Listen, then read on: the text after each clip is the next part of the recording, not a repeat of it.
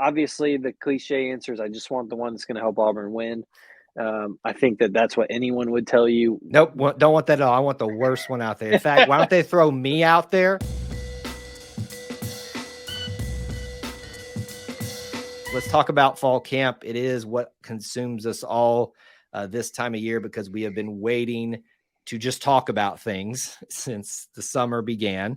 And we are now about barely 2 weeks in. Technically, we started on a Thursday with practices, so it's really only a week and a half, but we'll just call it week 2.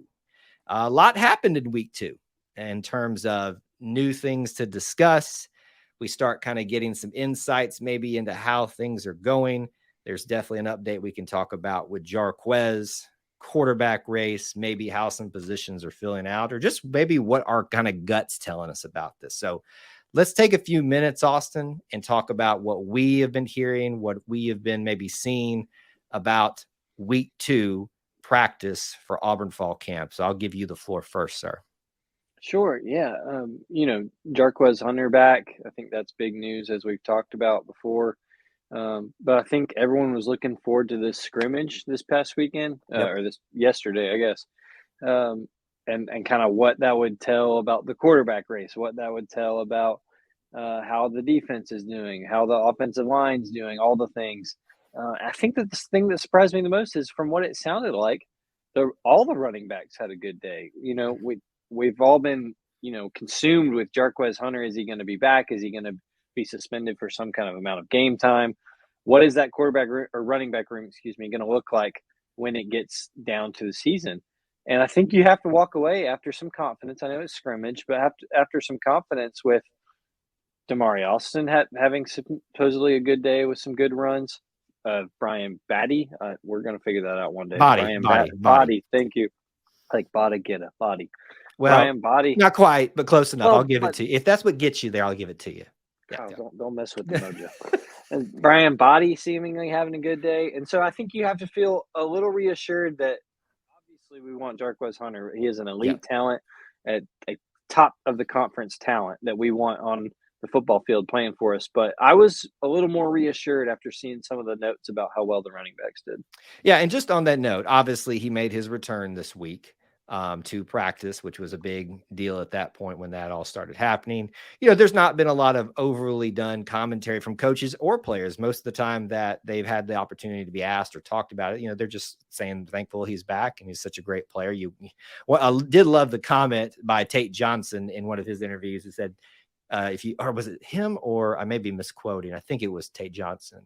Either way, it was one of the players said, you go play pickup basketball, you're going to want Michael Jordan out there. Or if Michael Jordan's out there, you're going to pick him up. And so kind of equating that, look, we know that Jarquez is this great talent and we need him out there, but we've also got some great other players at that position and beyond that are going to make this team successful. I think you broke that down very beautifully there. Running back room is just solid. But I've been talking about this personally. I know you have too, others have, how strong this running back room is as a whole. And yes, does it suck if you lose one of those guys from that unit? We don't know that that's going to happen at this point. He only missed a few days of practice. This is a room that's full of talent, variety of guys who did different things well. I think we can be very talented in the running game, especially if that offensive line is a much better unit this year. Right. Any feelings from what you've been seeing, hearing about offensive line play? Is that more encouraging? I'm encouraged because of the learning experience that's there, but I'm also encouraged because of the transfer that have come in. But as I think you and I have talked about, I know privately, but also on the show before, that unit has to work as one, right? And so it's all about how well they're working together, getting to know each other, and figuring out the 5 that you need. They're going to be your core starter guys that can, pave the way for whatever you want to do on offense. So I'm encouraged. I think that that's going well.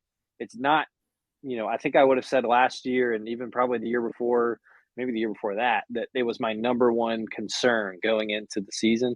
Right. I don't feel that's the case right now. And so I'm hoping that I'm right about that, but we'll have to see. I mean, I think we felt good about offensive lines in the past, and sometimes they just get out there and it doesn't work. But that has to work, and that has to be, option A for this Auburn offense to get where it wants to go.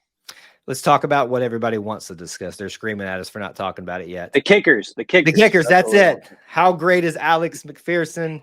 How great is the Wanda from Down Under, Oscar Chapman? By the way, at Fan Day, I know we keep referencing we're going to talk about it. We are.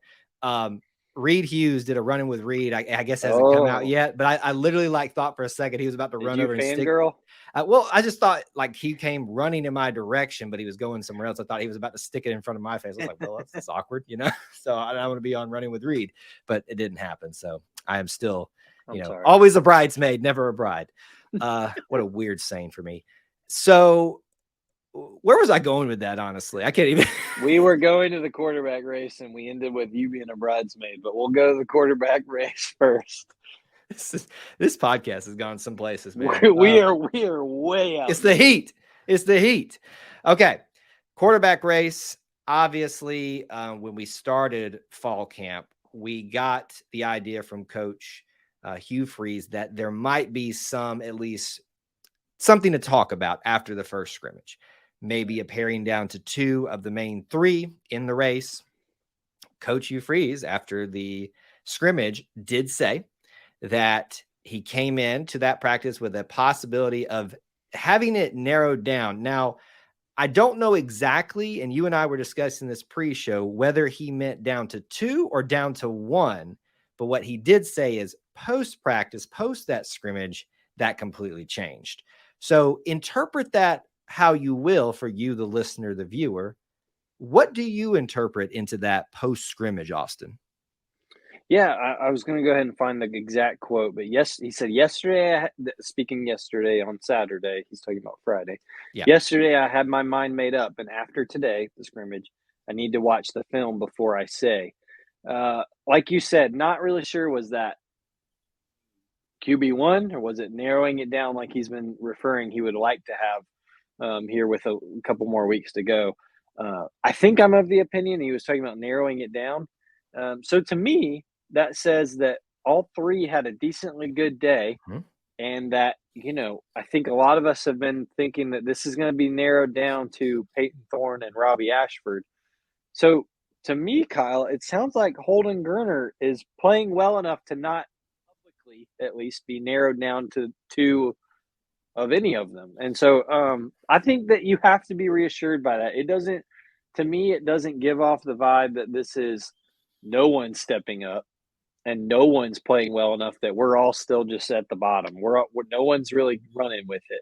It feels like they're all kind of evenly working up right now. Maybe not as fast as we'd like, but working up together, right, to where no one's pulling apart and just blowing everybody away. So I think that's good. I haven't really leaned one way or another about which quarterback I'm hopeful, or obviously the cliche answer is I just want the one that's going to help Auburn win. I think that's what anyone would tell you. Nope, don't want that at all. I want the worst one out there. In fact, why don't they throw me out there just so that we can say that, that's the thing. What a sight that would be. What a podcast that would be to unpack. Live from the pocket behind who's going to be the center, Avery Jones, I guess. So I don't know. I think that this is carried on a little while. I think it is going to narrow down. I'm not really sure if, well, he said that he was ready to come in and say something. So I guess he might narrow it down publicly. Maybe by the time you're listening. Maybe so. But what are your thoughts on it, Kyle, as far as what he was meaning, where it's headed, where we're at right now? I think it's easy to make the case that Holden is the one that's made this harder to make a decision on. I think that's the easy case to make, and sometimes the path of least resistance is the correct path. Sometimes. Now, it could have been the reverse of that. It could have been Holden and Robbie, and maybe Peyton kind of all of a sudden, woke up. He is, by the way, still the newest guy in the quarterback room there. Correct. He's had a lot more to catch up on. He's been a very diligent student of this offense, as Coach Freeze has talked about a lot, and his offensive coordinator. So to me, I'm going to lean that way, that Holden is the one that has made this really, really interesting. You got to be encouraged by that, similar to what we were talking about with the running back room, where everybody's focused on this one guy, maybe 2 guys in this case. You forget that you might actually have a lot more options than you actually thought you did. So that's what I interpret into it. Hopefully by the time you're listening, maybe even, or if you've gone back and watched the replay on this, you might even know the answer, whether that's a paring down to 2 or maybe naming someone. I love that I kind of like that it's taken this long, frankly. Yeah, I think my thing that I've seen a lot of, that whether people have a particular, what's the word? Leaning. Thank you, that they would like it to go, is that, which in true Auburn fandom fashion, of course, the dramatics are on either side. But if it's not Thorne, then oh my goodness, why do we bring him in? If it's Robbie, it's oh my gosh, we're only going off of what we saw last year. And Kyle, no one can improve ever. It's all Ever. exactly how No you one are can forever ever and grow. ever and ever. Yep. No, you once you throw one ball the one way, it's like that forever. Um, I think that that's something that we all just have to really, which is hard for us as Auburn fans, I recognize, to take the coaches at what they say and to take the coaches at what they believe. I don't think they're actively trying to lose. Sometimes, on the contrary, that seems different. But I think that when we look at, if it is Robbie, which I feel like that's where I see the most rising up or anger, is like, oh my gosh, if it's Robbie, all right, immediate 5-7. We all talked about what Robbie could be when Hugh Freeze was hired. It's like, okay, Robbie's kind of the raw athlete he's worked with before. So if it's him, or if it's Holden, or if it's Peyton Thorne, I think we can be assured that this is the right guy for the job. And I don't think Coach Freeze has really ever said that it will be one guy the whole way. We talked about it last week. He's making sure that this, whoever's quarterback one, it might not be a bona fide starter going forward. We got to evaluate it throughout the year. So it's a long road. It's going to be a long road, but certainly an interesting development. And kind of just some final thoughts on practice. As you can imagine, we've talked and joked about the heat and the weather and stuff that's wreaked havoc with practice schedule. But even just beyond the heat, we've reached that point in fall practice where the bumps and the bruises are starting to rise up on some players. And there's been some people that have been limited. I don't have that full list in front of me. He talked about a few of them today. Nothing sounds like it's super major, but some of the things that you typically hear, someone's been very limited because they had this issue or things like that. And he said the heat has really affected the players, but they're going to be playing in it. So obviously you got to get them used to it. And I appreciate that they're doing their best to prepare them for the elements that will be Jordan Hare at 2:30 kickoff.